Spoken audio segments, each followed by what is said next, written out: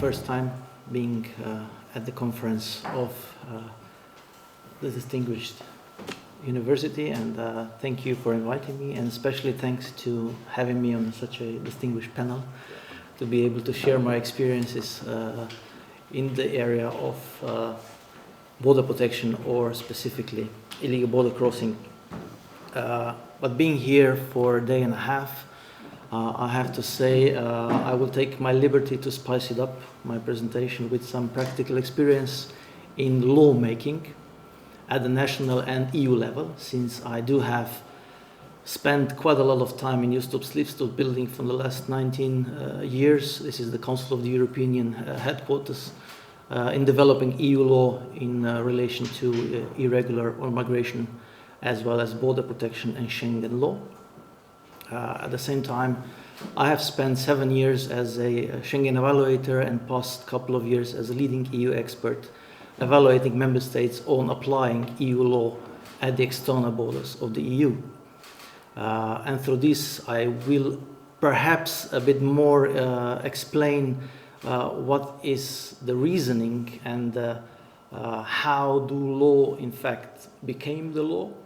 That may perhaps change some of your views when researching it, because it's not that serious and not that well thought of as you might consider, especially in regards to or links to the constitutions. But as a backbone, I will use the case of Slovenia of handling irregular border crossings at our external borders. That has changed.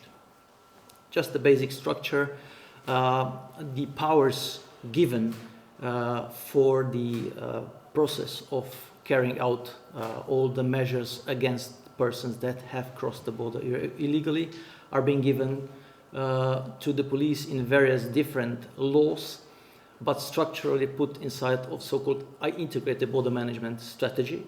That is an obligation for all EU member states since 2018 that has been given through the regulation of European Border and Coast Guard Agency, where every member state have to have an integrated border management strategy with the comprises of the whole components of bodies and relations that are related to border management within the member states. There is also a European integrated border management strategy that encompasses all the necessary measures that need to be taken into account on the national ones. Within Slovenia, police is the central authority for border guarding and central authority for processing irregular border crossings for persons. For the goods, this is the customs and financial police that is under the customs. In case of need, there is a legal provision for the involvement of Slovenian military, armed forces, as well as other administration units that can help in their responsibilities in case of need. For that, a majority of votes within the parliament is needed to empower special provisions on that case. Strictly logically speaking, from the Schengen Borders Code, what is being considered as border control? Very simple. Person that comes to the border has to present the valid documentation that is required for crossing the said border to enter. It is being interviewed by the border guard police officer on the conditions to entry. And through this, the border guard or police in our case can carry out checks on people, vehicles, and their belongings, meaning that they can go beyond plain view or security search. They can actually access to the closed compartments of the vehicle as well as belongings. They can open up your bags, they can open up compartments in the car, which are the same as house search rules, but at the border control, they can do it. They perform also border surveillance at the green border between the border crossing points, where in fact persons are not allowed to cross unless there is a specific conditions for cross-border traffic, when the persons living near to the borders and have connections to the other side or land, they can cross the border on certain areas without crossing the border crossing point or without the control. For that, a special permission is being given. And the border surveillance is taking care that also persons that are not allowed to cannot cross the border on any place else than border crossing points, since they are the ones that are entitled to cross the border. In that case, when the person is apprehended for irregular border crossing or something is being not correctly at the border crossing point, person can be even detained up to 48 hours for the purpose of investigation. This has changed for Slovenia now with the compensatory measures. What are compensatory measures? Controls at the internal borders of the Schengen area that are substituting normal systematic border checks at the external border. The rules are quite similar. The main difference is it can be implemented on a random and non-discriminatory basis. That is the main reason, the main difference, and in fact there has to be a reasoning in behind, and in any case it cannot be systematically done. It means that they can be controlled, but not every person that crosses the border can be controlled just because crossing the border. There has to be reasoning in behind, usually results of risk analysis or profiling that enables or give hint to border guards or police officers to carry out control. Why? Because they can still carry out checks on people, vehicles, and people's belongings. That is the key issue. Even with compensatory measures, they can still do it according to the national legislation and according to the Schengen Borders Code. Even compensatory measures have this possibility. It has been contested in front of the Slovenian Constitutional Court, failed.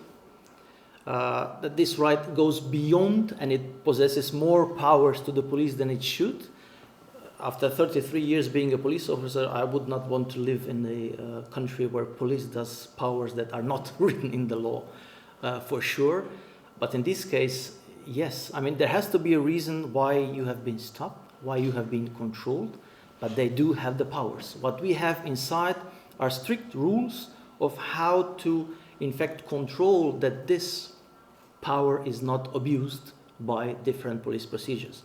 We had quite a substantive debate within the police, and our guys dealing with crime unit, they really, when they saw this, oh, we will do this, we can do house search, whatever. No, this is not the case. We had to impose certain measures and controls inside, in fact, to withhold even the possibilities to abuse that kind of powers to be done. At the same time, replacing border control means responsibility. It means that the knowledge has to be carried on for further task of police, because now, in fact, persons that have been doing border control have been moved inside for general policing, and the knowledge will be lost. So we have to maintain the power, even by the Schengen Borders Code, we do have to maintain capacity for reintroduction of border control, which we in fact did a couple of months ago, and it has been prolonged till 22nd of June this year. But to go back, perhaps to explain how Schengen Borders Code and that legislation pieces appear in reality. I have been the lucky person to be involved in the development of Schengen Borders Code along with other directives, mainly with Return Directive from day 1 till day X.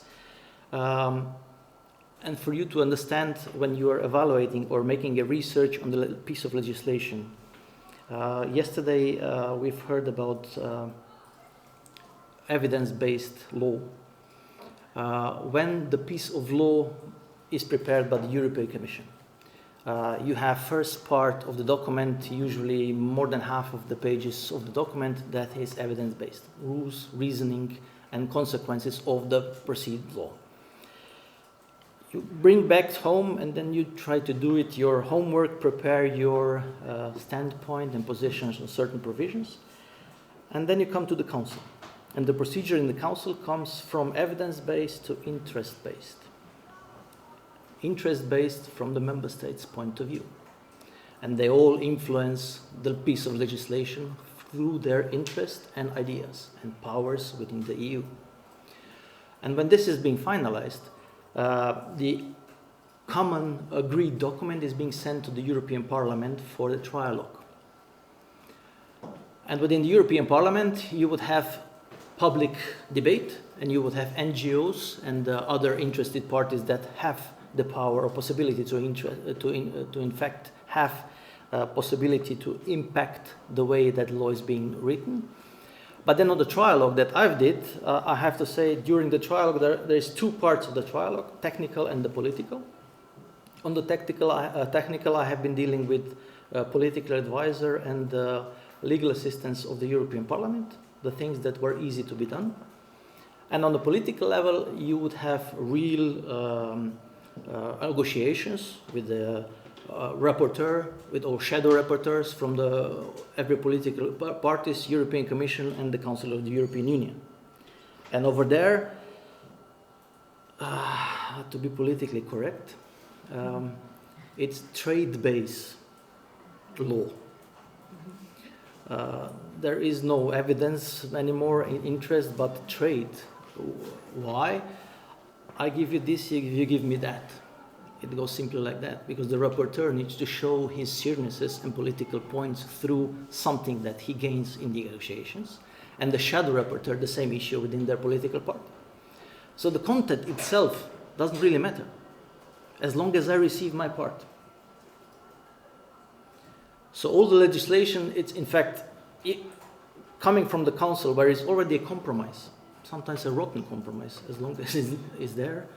And then coming also to in case of the parliament where it's actually traded, what is being given in and what is being given out, the expertise or the evidence-based law is being put on a very low case. It is similar at the national level, not so far, but when it comes to the high political level, it's trade again. Opposition gives you this, if you give me this. It goes like that.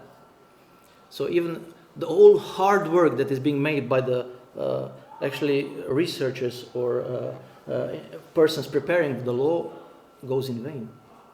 Because in the end, only interests of political parties and trades and political points matter.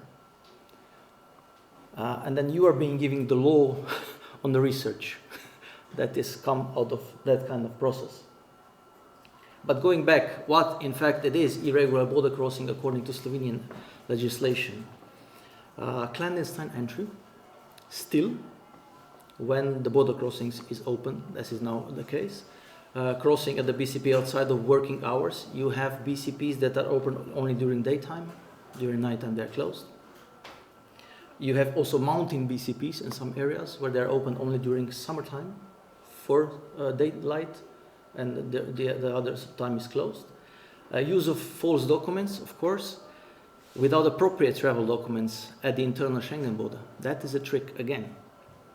Even though there is freedom of movement within Schengen area, among member states, we are still entitled to hold our valid travel document. Within EU, this is valid ID card, but for the third country nationals, this is still passport, which they forget. They think it's free movement, there is no control, so let's go. Unfortunately, this is not the case.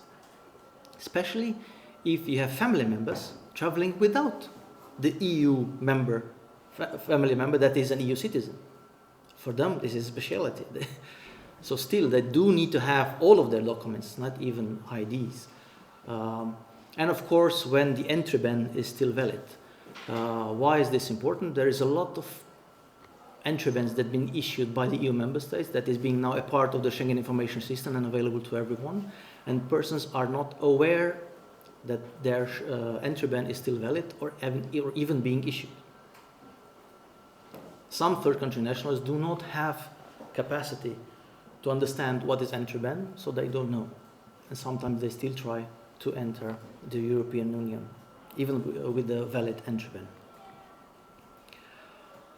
What happens when the police apprehends a person for irregular border crossings? After the identification, the first interview within the language that the person is able to understand or wanting to understand is being performed for the case to understand what it is going on. Yeah? After realizing that, in fact, he has crossed the border irregularly, he is being transported to the police premises with a police car inside. After that, An interpreter is being called up, but while waiting for the interpreter, fingerprinting and photo of each and every person crossing the border irregularly is being performed. Data is being stored for 10 years. The fingerprint is one of the most important things. Eurodac has been developed because the identity of persons have been changed, the identity of migrants have been changed, and fingerprinting is the only way to maintain the real route or to follow the real identity of the person using so-called secondary migration within the European member states. Through this, we have been able, in fact, to identify two of the perpetrators in France terrorist attack in Paris that have crossed Slovenia a couple of years ago as migrants and were involved afterwards with the fingerprinting. An interpreter is being called when the person cannot follow the procedure in the language that we can understand or perform. At the same time, free legal advice is being offered to every migrant. Free legal advice means that he is being given a brochure with the possibility to contact within the language. There are 20 languages that we have available of mostly often visitors that we have as irregular migrants. And they can decide to call upon the legal advice during the procedure. For the period of time for the legal advice to arrive, they have to, in fact, wait with the police procedure. It is being withheld, but for a reasonable period of time.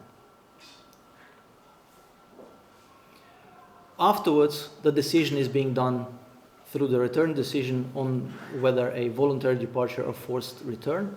In fact, the return decision is being done 2 in 1. A voluntary departure is being allowed from 7 to 30 days. And at the same time, a forced return is written inside in case if a person does not leave voluntarily. Or directly a forced return decision is issued. Those are 2 possibilities that exist. In fact, this is a procedure that is followed with the German case, the same as they do it. It was considered to be the most useful. In respect to what we have heard yesterday as well, screening procedure and the screening regulation. Just to clarify, the new regulation that is being prepared doesn't come from thin air. In fact, this is a law case from Germany where a procedure of migrants at the air border is being done at that time now for already more than a decade. I think 20 years that the decision of the German court has been done. So the persons arriving at the airport is withheld in the holding facilities, and the fast-track procedure for international protection is being performed, and in fact trial procedure whether or not his application will be taken upon or not. And afterwards he will be refused based on the law and returned by air as a carrier liabilities with the cost of the air carrier that has actually brought the person to Germany. Now this has been transferred to the external border of the European Union, but I will explain a bit later on how unfortunately this will not solve the issues that we have. Because of the application for international protection. Now it's very simple. Anyone can apply for international protection at any given moment. And they are not responsible for irregular border crossing based on the Geneva Convention. By the Slovenian law, the intention is the procedure that is being carried out by the police, meaning that this is the pre-procedure for international protection. It's just identification, filling out the sole document and sending to the appropriate authority, and then the application is lodged afterwards. But the fact is that the person is entitled to apply many times for different reasonings, sometimes religion, sometimes sex, you've heard it. And then when it comes to Dublin regulation, there is something that I would like to explain to you, that the current changes of the Dublin regulation that I'm following are not addressing the issue of the problem of the Dublin regulation. The Dublin regulation, the issue is in fact practical implication. I will try to do it as fast as possible to explain how it works in reality. Person is being apprehended at the external border. Member state has an obligation to put the person within the system to take the fingerprints. It takes up to 72 hours for the fingerprints to be in the system. Why? Because it is being done by the police officers, yes, but it has to be verified by a public servant. And their working hours are 7 to 3 and weekdays, and that's it. So it can be for quite a long time that the fingerprints are not inside. The persons travel further on, again, the same procedure. And even if it is established, the hit in Dublin system does not give you the name of the person. It gives you the number of the query. So you need again another public servant to go through the numbers of the query to see which person belongs to this query. And then when you figure out where it is, then you start to look for that person. And that person is already gone. And even if you find that person, and you see that there is a hit in Greece, then you have 2 weeks' time to notify Greece that there is a hit in Dublin system in your country. And then they have 2 weeks' time to respond, whether this is true or not. And then again, you have 2 weeks' time to report to them when you would like to bring him to Greece. And then they have 2 weeks' time again, back time, when they will receive it. He is already in UK. And you're not entitled to detain him solely on the process of Dublin procedure.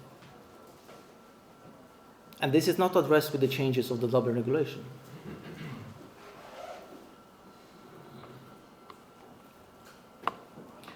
The return procedure itself contains also with the bilateral readmission agreements among member states, which has been contested in front of the European Union Court of Human Rights in case of France against Germany. So now even the bilateral admission agreements are not enough any longer. Certain provisions of return directives need to apply also at the internal border, meaning the right of non-refoulement and so on and so on. So we have to maintain certain higher levels again. Voluntary and forced return, as I explained. Detention is another issue. Detention is being quite substantively used for different purposes. Therefore, there are plenty of safeguards in relation to detention. In case of Slovenia, there is a 3 months obligation for administrative court to test the rightfulness of detention of the person, meaning that the court is obliged, and they receive the information from the police of the person being detained in 3 months, whether or not there are conditions that show that the person could be returned within next 3 months to maintain detention. If this is not the case, alternatives to detention apply.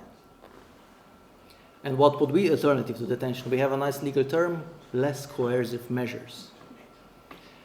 In fact, it is if he has enough means of substance for himself, possibilities, and no real proof that he will escape, he can be, in fact, accommodated elsewhere in public housing. And this is what we do. And we actually give him the address, and this has been given within the system that he is entitled to live there. And in fact, freedom of movement with the identity card being given by us. And usually in practice, they just disappear. With the unaccompanied minors and families, it's another story again. For unaccompanied minors, there is a procedure that the Social Security comes in place immediately after the apprehension. So a legal guardian from Social Security is being given to every unaccompanied minor, and he makes the decision in name of the minor. Whatever the decision may be, but usually they are accommodated separately in a separate accommodation facility for unaccompanied minors that is being dealt with Social Security services. For the conclusions,